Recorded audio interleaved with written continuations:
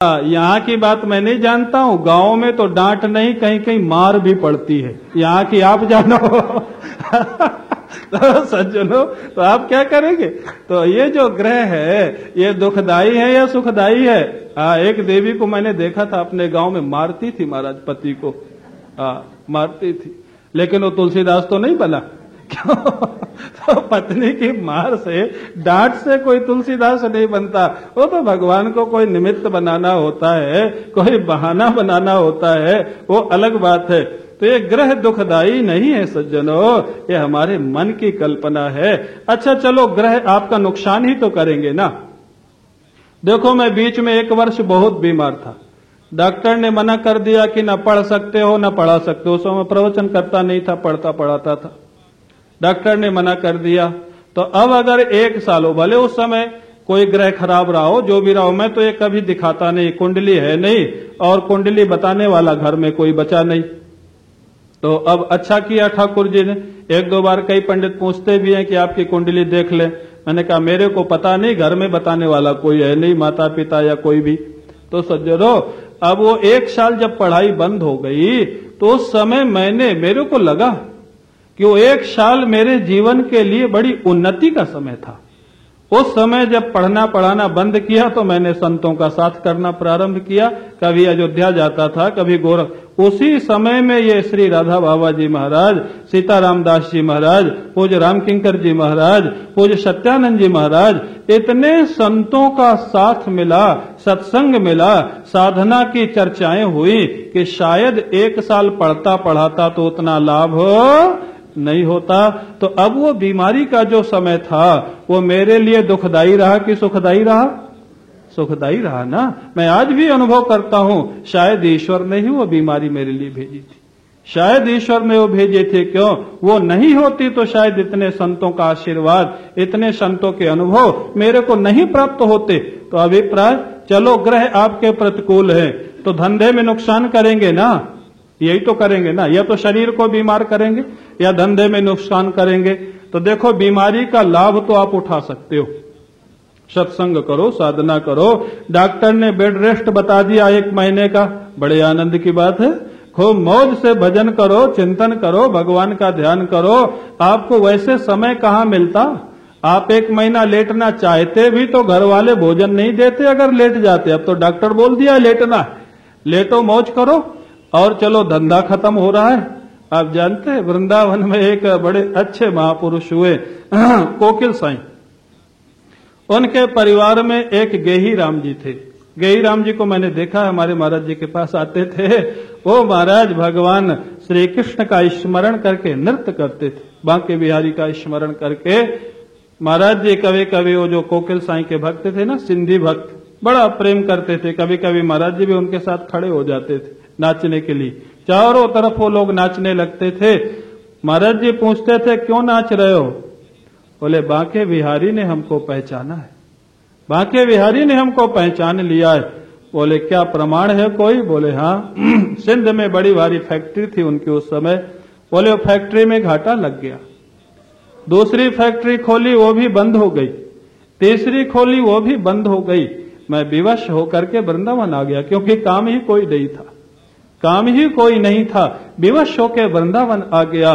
जब वृंदावन आ गया और यहां जो रस मिला मेरे को ब्रज का, संतों का, सत्संग का, मेरे को लगा मेरी फैक्ट्री में घाटा मेरे कर्म से नहीं लगा था, बांके बिहारी ने लगवाया था। मेरे को वृंदावन बुलाने के लिए बांके बिहारी ने लीला रची थी। बाद में फैक्ट्रियां ठीक हो गई उनकी, लेकिन वो फिर वृंदावन छोड़ के नहीं गए। तो ग्रह क्या करेगा आपका, आप बताओ? या तो शरीर बीमार करेगा या आपको बिजनेस में घाटा देगा। इससे ज्यादा और कुछ कर सकता है? क्यों? हम कहते चलो ग्रह विपरीत है, लेकिन क्या करेगा? आप अगर उस परिस्थिति का सदुपयोग करो तो ग्रह की दी हुई परिस्थिति आपके लिए अभिशाप बनेगी या आशीर्वाद बनेगी? आशीर्वाद बन जाएगी। आप उसका सदुपयोग तो करो। तो दुख सुख का कारण ग्रह हो सकता है या आपका मन हो सकता है? फिर आ जाओ अपने प्रसंग पे। दुख सुख ग्रह नहीं दे सकता है, आपके मन का दृष्टिकोण आपको दुख सुख देता है। ग्रह नहीं दे सकता, ग्रह परिस्थिति दे सकता है। बस ये अंतर ध्यान रखना। परिस्थिति व्यक्ति भी दे सकता है, देवता भी दे सकता है, ग्रह भी दे सकता है, लेकिन दुख सुख कोई नहीं दे सकता। ये आपका केवल मन का दृष्टिकोण, आपके मन का दृष्टिकोण केवल दुख सुख दे सकता है। न ग्रह कर्म काला, कर्म प्राय अपने शास्त्र का सिद्धांत है, अपने सनातन धर्म का सिद्धांत है। महाराज जैसा कर्म किया है वैसा फल पा रहे प्राय, और ये अच्छा सिद्धांत है। पिछले जन्म में जैसा किया इस जन्म में पा रहे हैं, इस जन्म में जैसा किया अगले जन्म में पाएंगे। लेकिन भिक्षु ब्राह्मण कहता है कर्म आपको फल दे सकता है। देखो कितनी सुंदर बात है। कर्म आपको फल दे सकता है, लेकिन दुख सुख आपको कर्म नहीं दे सकता। दुख सुख तो आपको अपने मन से ही संबंधित है, कर्म से संबंधित नहीं है। मान लीजिए क्या हुआ, आपका कोई खराब कर्म था और आपको बेटा दुष्ट मिल गया, ये कर्म फल हो गया ना। लेकिन अंग का बेटा जो वेन था वो दुष्ट था कि सज्जन था? क्यों भाई, दुष्ट था कि सज्जन था? दुष्ट था, बोलते चलो, दुष्ट था ना। तो अंग उससे प्रसन्न हुए या नाराज हुए? उसमें भगवान की कृपा का अनुभव किए या नुकसान का अनुभव किए? क्यों? आनंद का अनुभव किए ना। तो कर्म फल कहां दुख दे पाया? आपका जो दृष्टिकोण है प्रसन्न है। क्यों? अच्छा हमको बेटा मिला, वैराग्य हो गया। ये जो प्रारब्ध कर्म माने या क्रियमाण कर्म माने, क्रियमाण कर्म जो धर्म है, आप देखें अर्जुन के प्रसंग में, अर्जुन को प्रारंभ में लग रहा है कि मैं कैसे युद्ध करूंगा, बड़ा पाप लगेगा, भीष्म पितामह को मारूंगा, द्रोणाचार्य को मारूंगा, अपने सगे संबंधियों को मारूंगा, बड़ा भारी पाप लगेगा, बड़ी भारी अव्यवस्था हो जाएगी। अच्छा है मैं युद्ध छोड़ के जंगल को चला जाऊं। इसी में वो अपना त्याग समझता है, इसी में अपना सत्कर्म समझता है। लेकिन जब भगवान कृष्ण ने समझाया तो सबको मारा। अंत में फिर रुक जाता है। कर्ण को मारते समय उसके रथ का पहिया जमीन में जा चुका है। भगवान कृष्ण ने कहा मारो इसको। क्रियमाण कर्म, प्रारब्ध कर्म का फल था बेटा, वो भी दुख सुख नहीं दे सकता। आपको दुष्ट बेटा मिल सकता है लेकिन वो दुखी नहीं कर सकता है, ध्यान रखना। अंग को दुष्ट बेटा दुखी नहीं कर सका। अंग प्रसन्न थे, अंग आनंदित थे। इसी प्रकार से ये तो प्रारब्ध कर्म का फल हो गया। लेकिन जो क्रियमाण कर्म है, अर्जुन को लगा कि इस समय इस कर्ण को मारना अधर्म होगा और अधर्म का फल दुख होगा, उसका हाथ रुक जाता है। भगवान कृष्ण कहते हैं धर्म अधर्म की व्याख्या में बात में समझाऊंगा, अभी मारो इसको। कर्ण बोल पड़ा आप धर्म की रक्षा के लिए अवतरित हुए हैं और अधर्म युद्ध का उपदेश देते हैं। भगवान कृष्ण ने कर्ण से प्रतिप्रश्न कर दिया, कर्ण जिस समय द्रौपदी का चीरहरण हो रहा था तू बैठा था वहां पर, तब तेरा धर्म कहां सो रहा था? जिस समय इसी महाभारत में अभिमन्यु को 7 महारथियों ने मिलकर के मारा था, जिसमें एक महारथी तू था, तब तेरा धर्म कहां गया था? और आज जब तेरे प्राणों के ऊपर आपत्ति पड़ी, अब तेरे को धर्म की याद आ रही है। अर्जुन को जैसे अभिमन्यु का स्मरण आया कि ये भी था उन्हीं में, 7 महारथियों में, ये पहले अधर्म कर चुका है। अरे भाई, जो क्रियमाण कर्म थोड़ी देर पहले अर्जुन को दुख देने वाला था कि मारना अधर्म है, वही अर्जुन प्रसन्न होकर के मार देता है कि इस समय मारना ही धर्म है भगवान के आदेश मान के। तो क्रियमाण कर्म दुख सुख दे सकता है या अपने मन के सोचने का ढंग दुख सुख दे सकता है।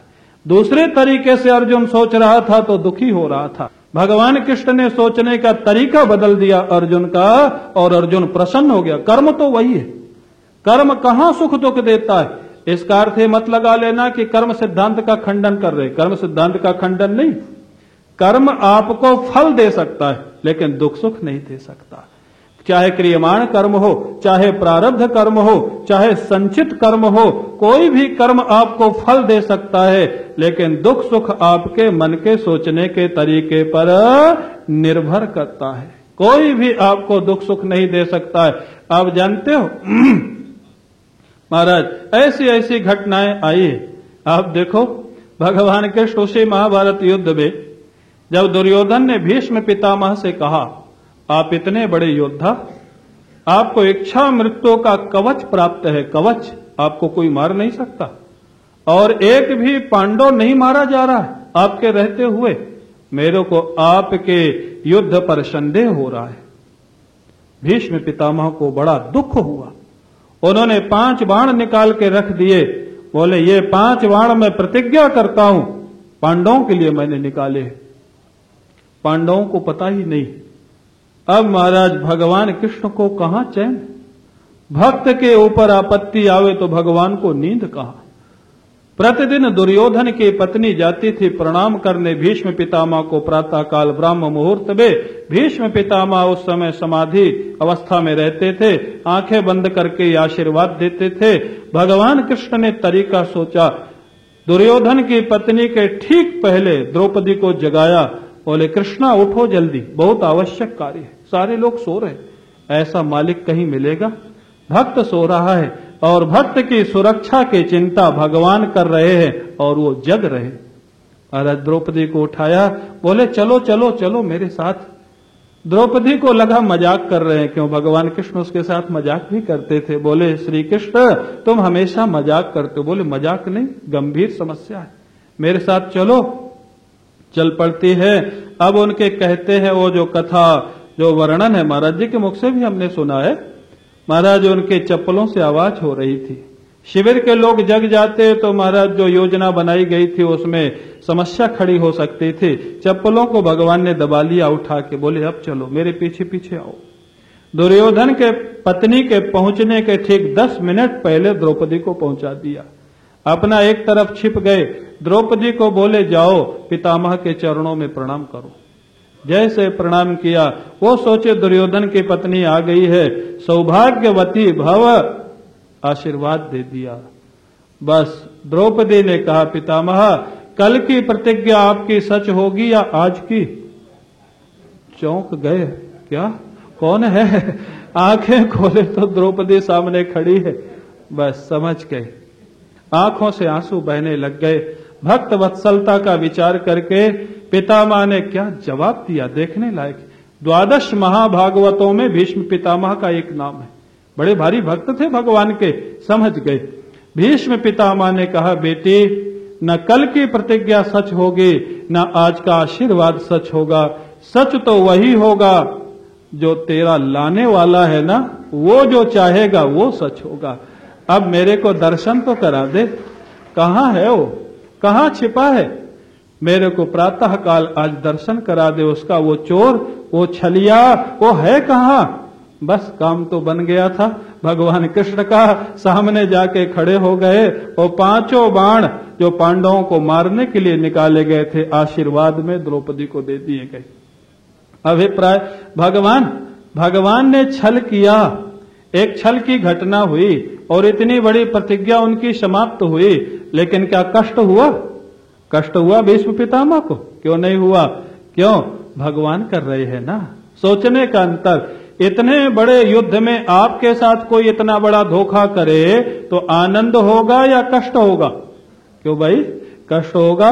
लेकिन वहां तो नहीं हुआ, वहां तो आनंद हुआ। क्यों, मेरे ठाकुर मेरे सामने, मेरे ठाकुर करने वाले हैं। तो इसलिए ग्रह कर्म काला, कोई कर्म, चाहे क्रियमाण कर्म हो चाहे प्रारब्ध कर्म हो, कर्म फल दे सकता है लेकिन दुख सुख नहीं दे सकता है। दुख सुख केवल आपके मन के सोचने के तरीके से होता है, ये आपको सिद्ध करके। क्यों भाई, आप स्वीकार करते हो ना, आपके मन का परिणाम है दुख सुख, कोई बाहरी वस्तु व्यक्ति परिस्थिति का परिणाम दुख सुख नहीं होता है। तो अब मन को हम कैसे बनावें जो दुख प्रूफ हो जाए, शॉक प्रूफ हो जाए, इसकी चर्चा कल करेंगे। जिस मुख्यम जगदीश्वरम सुरगुरुम माया मनुष्यम हरिम वंदेहम करुणाकरम रघुवरम भूपालचूड़ामणिं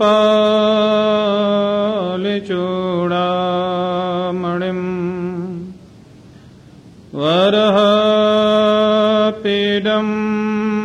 नटवर वपुः कर्णयोः कर्णिकारम् विव्रतवासः कनककपिशं वैजयन्तीं च मालाम् रन्ध्रान् वेणोरधरसुधया पूरयन् गोपवृन्दैः वृन्दारण्यं स्वपदरमणम् प्राविशद्गीतकीर्ति शङ्करं शङ्कराचार्यं केशवं बादरायणम् सूत्रभाष्यकृतौ वन्दे भगवन्तौ पुनः पुनः ईश्वरो गुरुरात्मेति मूर्तिभेदविभागिने व्योमवद्व्याप्तदेहाय दक्षिणामूर्तये नमः।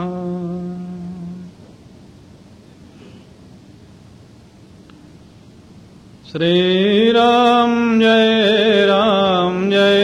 जय राम।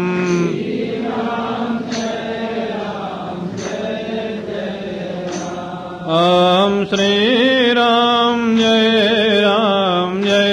जय राम।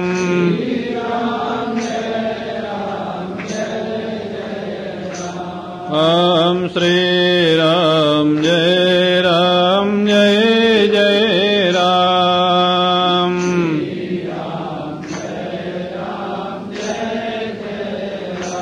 ओम श्री राम जय जय राम।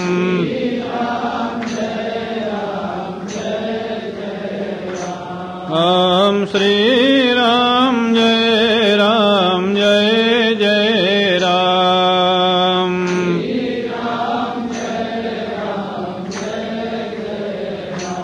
ओम श्री राम जय जय राम।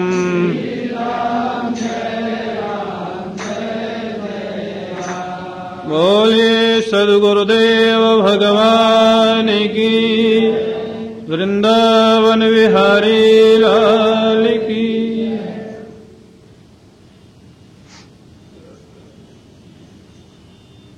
परम पूज्य प्रातः स्मरणीय श्री सद्गुरुदेव भगवान के श्री चरणारविंदों में साष्टांग प्रणाम। परम पूज्य प्रातः स्मरणीय श्री प्रेमपुरी जी महाराज के श्री चरणारविंदों में साष्टांग प्रणाम। समादरणीय गिरीश भाई, दिव्य पथ के समस्त सदस्यगण, सत्संग प्रेमी सज्जनों, विगत 2 दिवस से हम लोग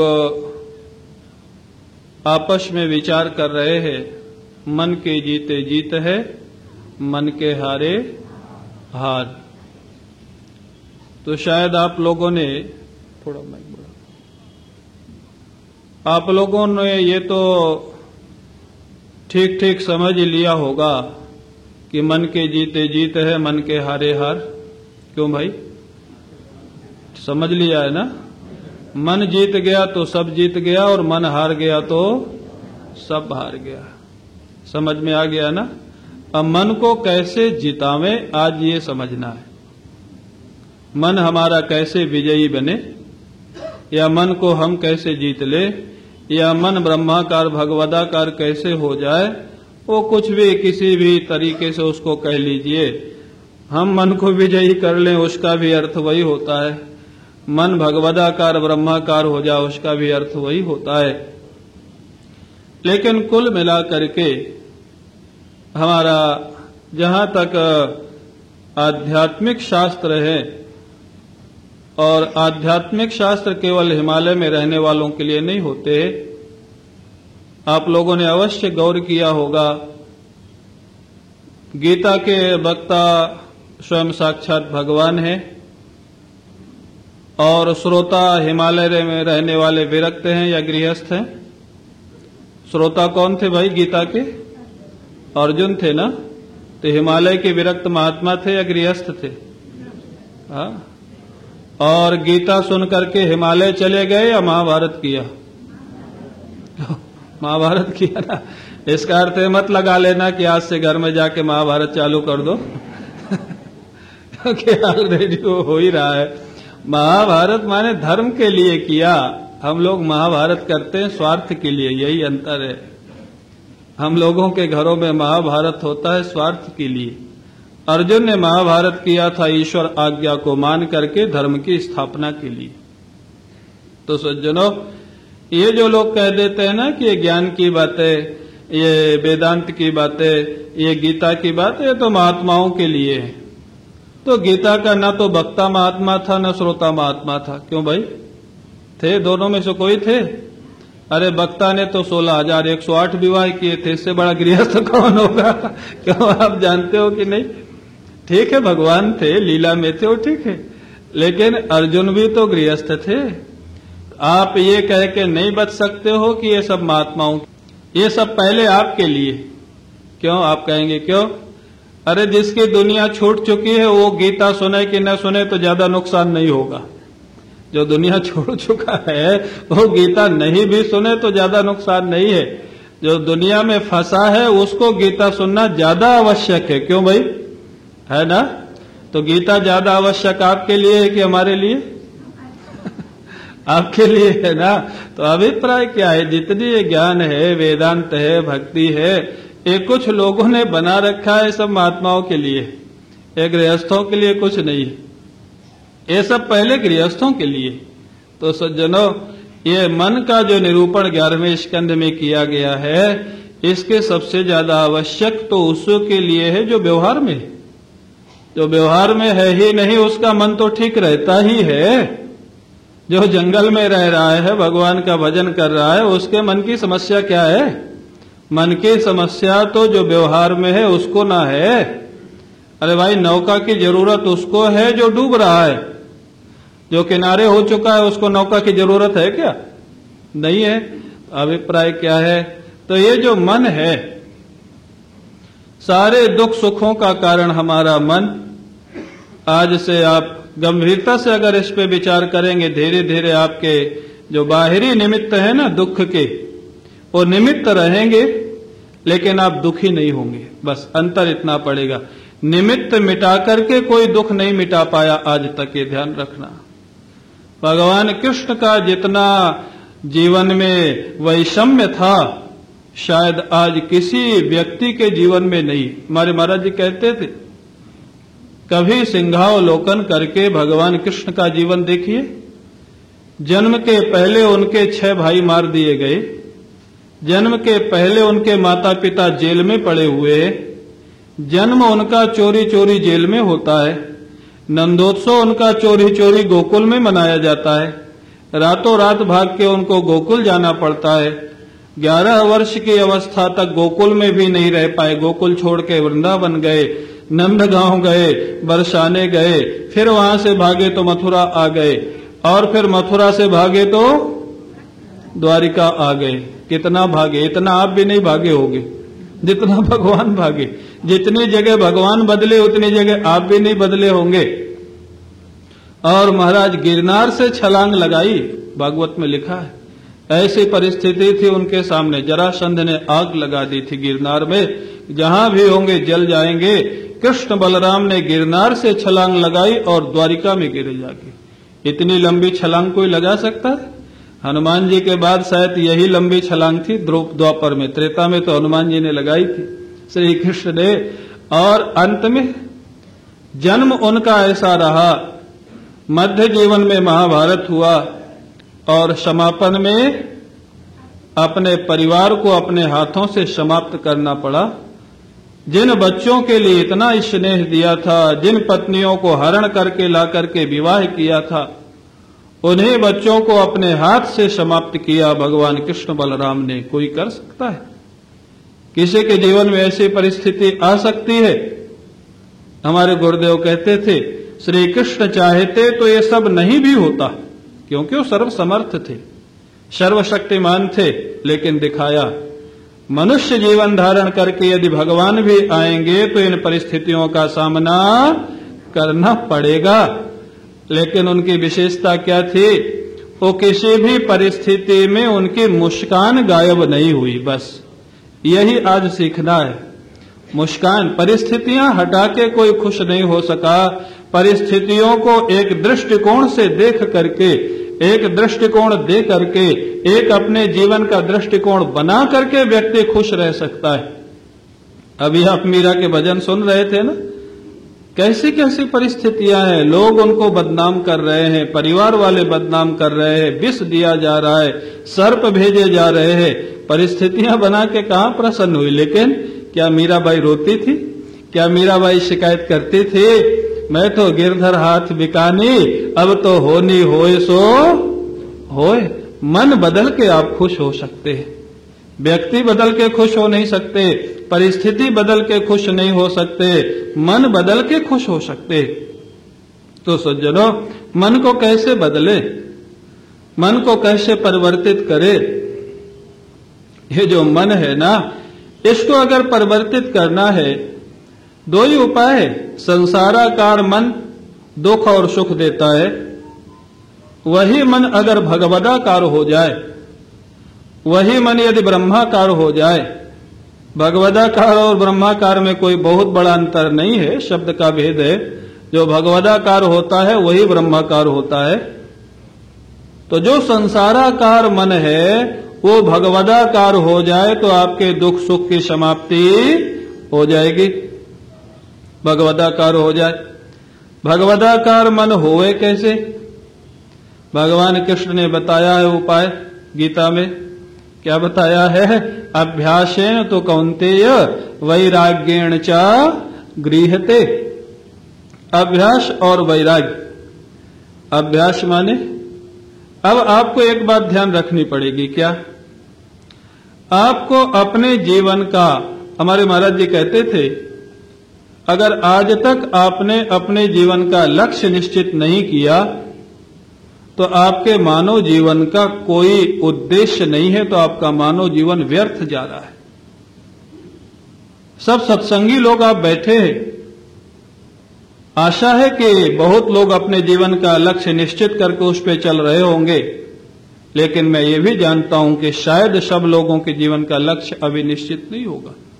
अगर एक एक व्यक्ति से पूछा जाए कि तुम किस लिए जी रहे हो, तुम्हारे जीवन का उद्देश्य क्या है, सोचना पड़ेगा बताने के लिए। तुम्हारे जीवन का लक्ष्य क्या है? अगर ये पूछा जाए, बस सब भेड़ चाल में जिए जा रहे हैं। जैसे सब रहते हैं ऐसे हम रहते हैं। सब जन्म लेके पढ़ाई करते हैं, फिर सर्विस करते हैं या व्यापार करते हैं, विवाह करते हैं, बच्चे हो जाते हैं, बूढ़े हो जाते हैं, मार खाते हैं और मर जाते हैं। और कुछ होता है? और तो कुछ नहीं होता है। यही है ना भेड़ चाल। किस लिए? जीवन का लक्ष्य क्या है? भागवत में पूछा गया जीवन का लक्ष्य क्या है? बोले जीवस्य तत्व जिज्ञासा। मनुष्य जीवन का लक्ष्य है तत्व जिज्ञासा।